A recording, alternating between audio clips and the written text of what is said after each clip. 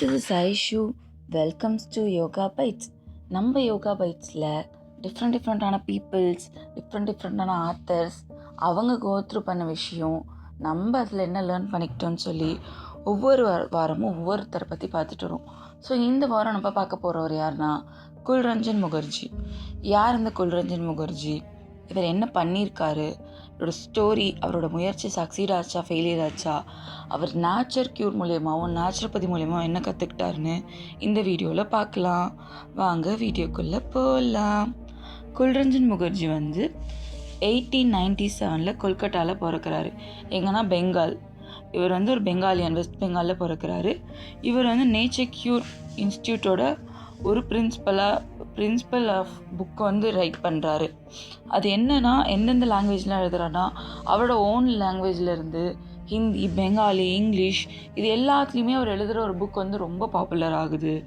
So இவர் nature க்யூரை இந்தியாவுக்கு ஃபுல்லாமே சொல்லணும் அப்படின்னு நினச்சாரு. இது கார்னர் பண்ணி யாரையும் இது அஃபெக்ட் பண்ணணுன்றது அவரோட எய்ம் கிடையாது. இவர் ஒரு நேச்சர் க்யூருக்கு ஒரு முன்னோடியாக இருந்திருக்காரு, முன் உதாரணமாக இருந்திருக்காரு. அது Indian nature cure and naturopathy இன்ஸ்டியூட்லாம் ரொம்பவே கம்மியாக தான் இருந்திருக்கு. ஸோ அதில் ஒரு எக்ஸாம்பிளாக தான் நம்மளோட குல்ரஞ்சன் முகர்ஜி இருந்திருக்காரு. இவருக்கு ரொம்ப பெரிய ஃபேமிலி. இவங்க அப்பா ஒரு ஃப்ரீடம் ஃபைட்டர். அவருக்கு 4 brothers and 4 sisters இருக்காங்க. இவருமே ஒரு ஃப்ரீடம் ஃபைட்டராக தான் இருந்திருக்காரு அந்த பிரிட்டிஷரோட ரூலிங் டைமில். இவர் 1964 இவர் ஒரு 4 years கோர்ஸ் காலேஜ் ஸ்டார்ட் பண்ணுறாரு.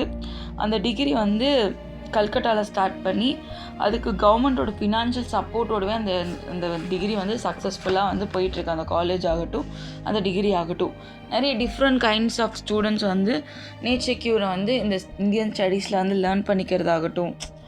குல்ரஞ்சனோட அந்த காலேஜில் ரொம்ப ஒரு டிஃப்ரெண்ட்டான வேவில் கிளாஸஸ் எல்லாமே கனெக்ட் பண்ணுறது ஸ்டூடெண்ட்ஸுக்கு ரொம்ப பிடிச்சிது. இந்த நேச்சர் க்யூர் மேலே இன்னும் கொஞ்சம் ஆர்வத்தையும் தோண்டுச்சு.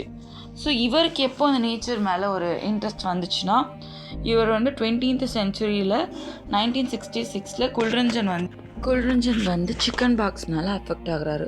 ஸோ அந்த சிக்கன் பாக்ஸ்னால அவங்க ரிலேட்டிவ்ஸே அவர்கிட்ட பேசலை. அவரோட கொலீக்ஸ், அவரோட ஃப்ரெண்ட்ஸ் யாருமே அந்த அப்ரோச் அவர்கிட்ட டிஸ்லைக்னு ஒரு அப்ரோச் தான் இருந்துச்சு.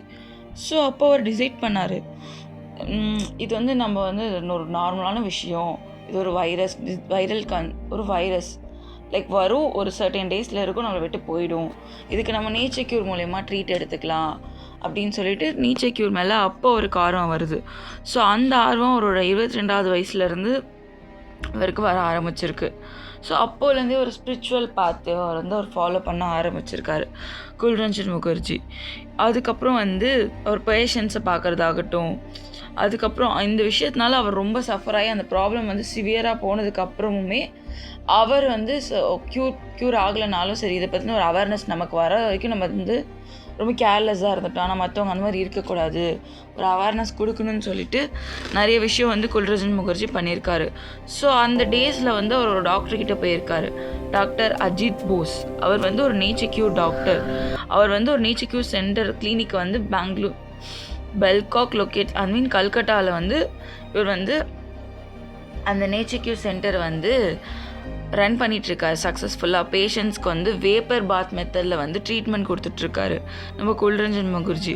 இந்த Bengalians use to call the vapour bath அப்படின்னு சொல்லுவாங்க, இல்லைன்னா பெங்காலியன் பாத் அப்படின்னு சொல்லுவாங்க இந்த விஷயத்த. அதுக்கப்புறம் நம்மளோட குல்ரஞ்சன் முகர்ஜி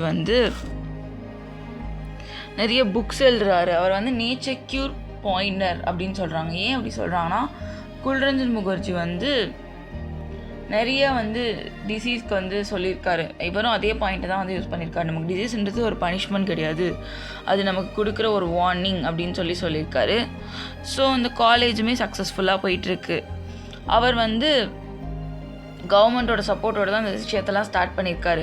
அதில் பார்த்தோம்னா டயபெட்டிஸ் பீப்புள் ஆகட்டும், பிபி பேஷண்ட் ஆகட்டும், ஒபீஸ் பேஷண்ட், ஸ்ட்ரெஸ் பேஷண்ட், எல்லாத்துக்குமே அவர் ட்ரீட்மெண்ட் ரூட் காஸோட நம்ம லைஃப் ஸ்டைலுக்கு ஏற்ற மாதிரி கொடுத்துட்ருக்காரு.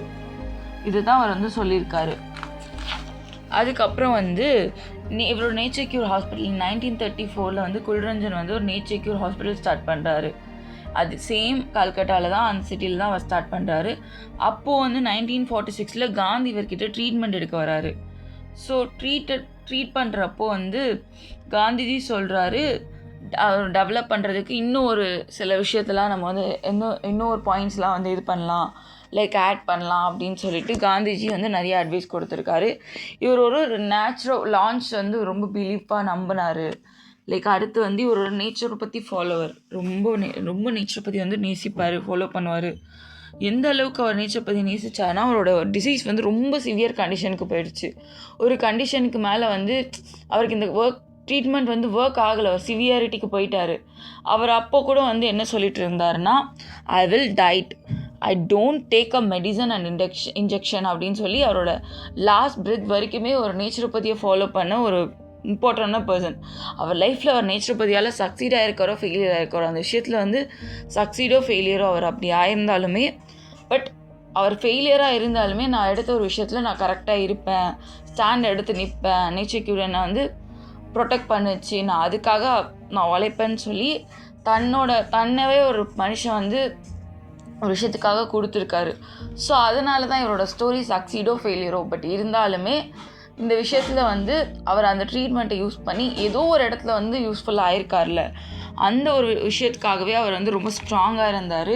அவரோட கடைசி டெத் பெட் வரைக்குமே வேறு எதையுமே நான் ஃபாலோ பண்ண மாட்டேன் அப்படின்னு சொல்லிட்டு இருந்தாங்க. அவங்க ரிலேட்டிவ்ஸ்லாம் சொல்லியுமே அவர் கேட்காம இந்த விஷயத்தில் தான் அவர் நின்னார். அந்த ஸ்ட்ராங்னஸ் இருக்குல்ல, நம்ம ஒவ்வொரு ஆத்தர்கிட்ட இருந்துமே ஒரு புது விஷயத்தை கண்டுபிடிக்கிறதுக்கு முன்னாடி அவங்க போடுற எஃபர்ட்ஸ் ஆகட்டும், ட்ரை ஆகட்டும், எல்லாமே வந்து ஒரு மாதிரி பர்ஃபெக்ஷனாக கட் அண்ட் ரைட்டாக கரெக்டாக வந்து பண்ணுறாங்க.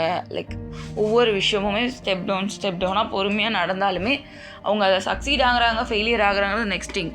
அதில் அவங்க எந்த அளவுக்கு ஸ்டாண்ட் எடுத்து நிற்கிறாங்க, இதை நான் பண்ணியே ஆகுவேன், திஸ் இஸ் ஃபார் மீ அப்படின்ற ஒரு ஸ்ட்ராங் அண்ட் ஒரு கிளாரிட்டி வந்து அவர்கிட்ட இருந்துச்சு. அந்த கிளாரிட்டியோடவே தான் அவர் இருந்தார். அவர் கடைசி வரைக்குமே ட்ரீட்மெண்ட் எடுத்துக்கல. ஸோ அவர் வந்து February 4th 1966 அவரோட லாஸ்ட் பிரெத், அதாவது அவர் இறந்து போகிறதா அப்படின்னு சொல்லியிருக்காங்க.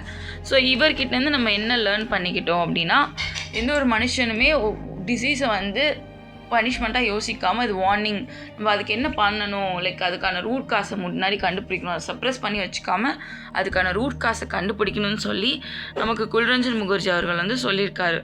ஸோ